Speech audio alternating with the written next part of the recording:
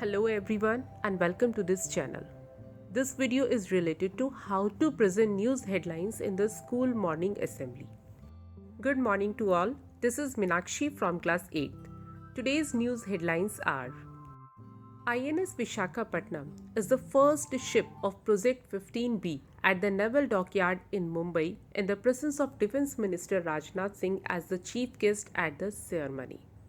Delhi school reopening. Physical classes to remain shut till further orders due to pollution.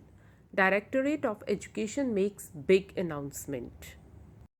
Andhra floods. Death toll crosses 30. Several villages destroyed.